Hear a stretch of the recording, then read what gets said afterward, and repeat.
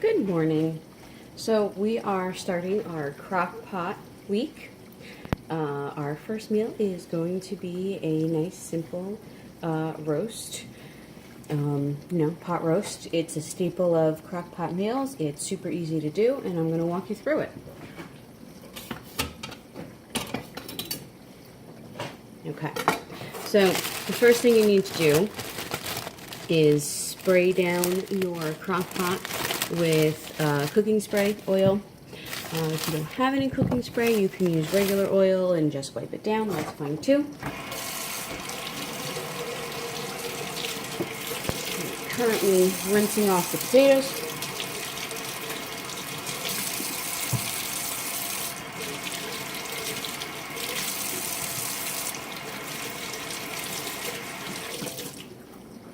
Okay, potatoes.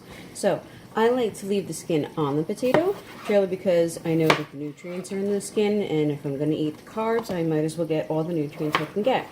It's up to you. If you want to peel them, you are more than welcome. I'm also a little on the lazy side, and not peeling them makes it easier. So you're going to chop up your potatoes. They don't need to be crazy. That's fine. A little bit more than bite size, whatever you want. The reason we layer the potatoes first is to keep the meat up out of the water so it cooks instead of boiling. So chop up our potatoes. Again, it's your preference on how many that you want. I am doing 4 average sized potatoes because there's, 4 of us. And my little man eats a lot. So potatoes. Now your next ingredient is going to be carrots. Now you have a lot of options with your carrots. You can get frozen carrots, which is nice because they're cleaned and cut and ready to go. You just dump them. You can get fresh carrots and take the time to clean and chop them, which is also a perfectly acceptable option. You can get baby carrots and not have to do any of the work, but yet it's not frozen, so it's fresh. Totally up to you. Another option,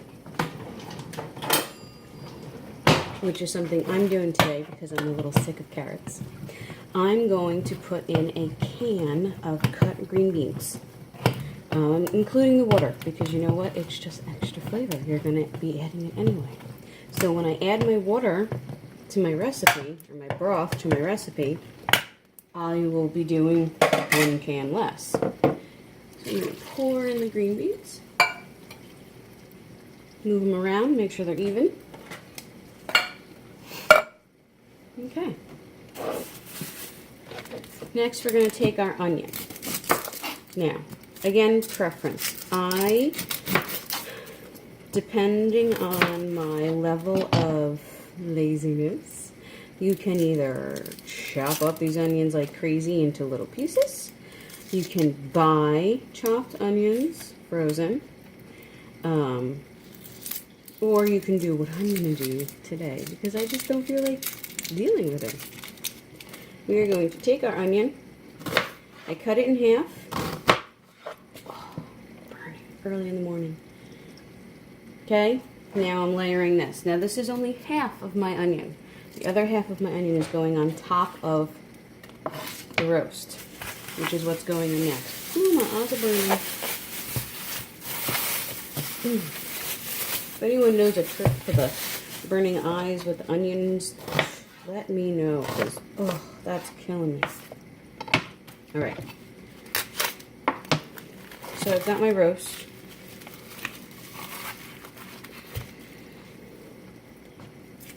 You're just going to put it in on top of your veggies. Oh.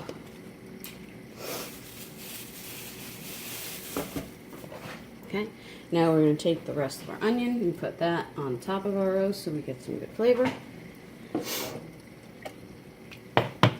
Next is garlic. If you have fresh garlic, you crush it up and you put it in.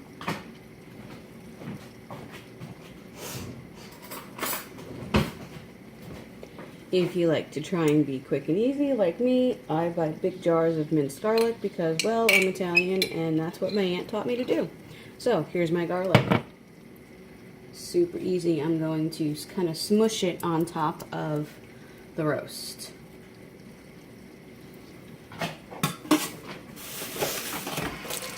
And rinse my hand off. Okay, that's my garlic. We're doing some mixed Italian seasoning. Nothing special. We'll get it on there good. A little bit of salt, which I like to put in my hand because it tends to come out too much. So then I can sprinkle it on. Get rid of the rest in the sink. I'm tired. Okay. Next is pepper. If I can get the thing open. Cheating. Okay.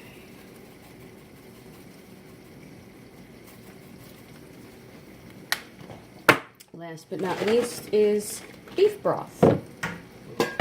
Get my measuring cup out. I'm going to be doing like 2 cups of beef broth, but remember that I put those green beans in, so we want to do a little bit less.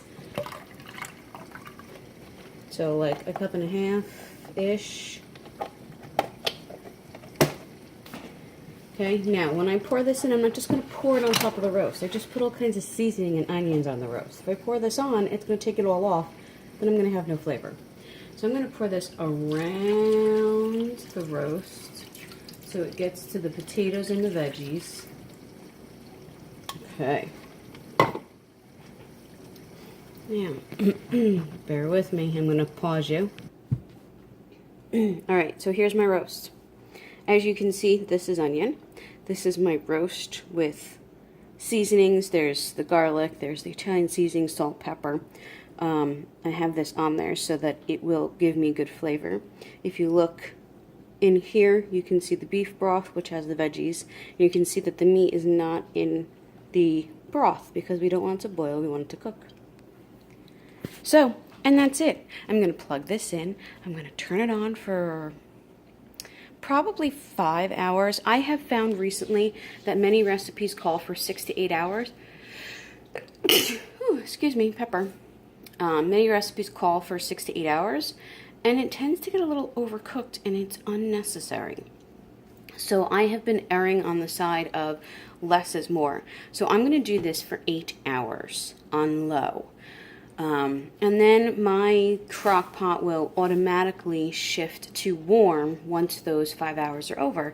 So if it's getting like 2 to 3 hours on the warm cycle, it's still kind of cooking just a little bit.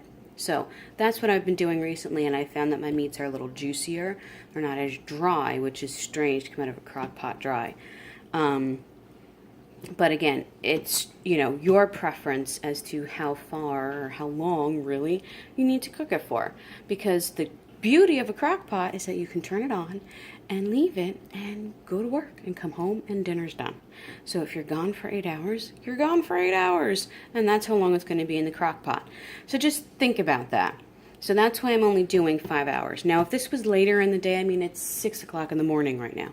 If it was later in the day, I'd probably put it on for 6 hours on low because it wouldn't sit on the warming cycle as long. So again, tonight we're doing pot roast. This is a 1-pot meal. When this is done, dinner is done. There's no sides to make, no nothing. So let me know if you make it and let me know if you enjoy it. Thanks. Bye.